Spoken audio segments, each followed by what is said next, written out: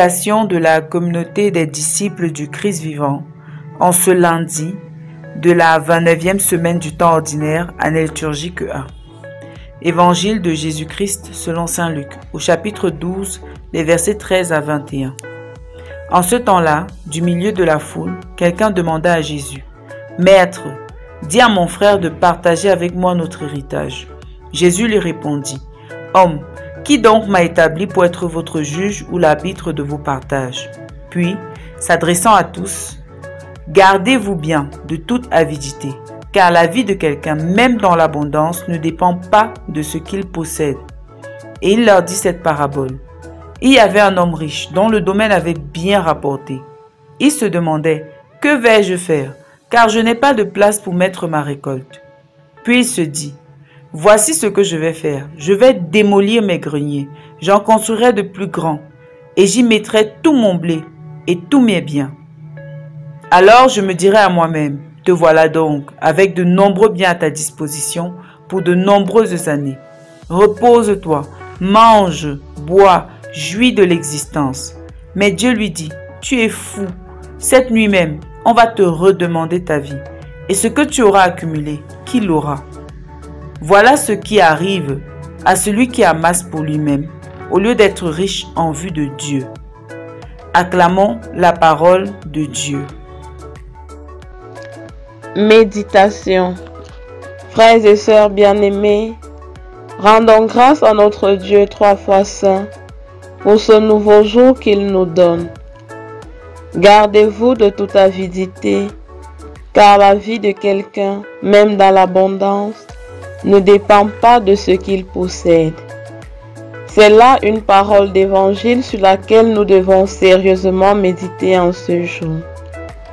Ma vie ne dépend pas de ce que je possède. Oui, mais de quoi dépend-elle alors? En me penchant sur cette question, j'ai compris que ma vie que je chéris tant ne dépend que de Dieu et de Dieu seul. S'il le décidait à l'instant même, cette vie pourrait m'être enlevée. Alors, il est important d'avoir cette réalité en tête lorsque je vis. Je comprends également que ma vie ne doit pas avoir pour objectif phare l'accumulation des biens matériels et moins encore pour moi-même.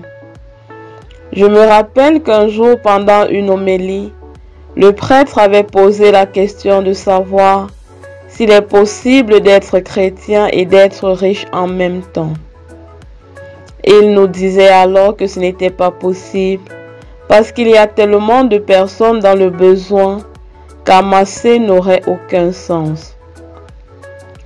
Comment pourrions-nous dire que nous sommes chrétiens si nous ne partageons pas, si nous restons centrés sur nous-mêmes? Bien-aimés, aujourd'hui nous vivons dans un monde assez difficile. Il faut se battre pour s'en sortir.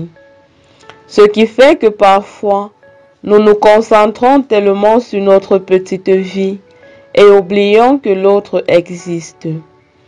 Le problème en effet n'est pas celui d'être riche, mais d'être riche en vue de soi-même, comme nous le dit Jésus dans cet évangile. Nous pouvons être riches, mais que ce soit en vue de nos frères et sœurs qui ont besoin de soutien.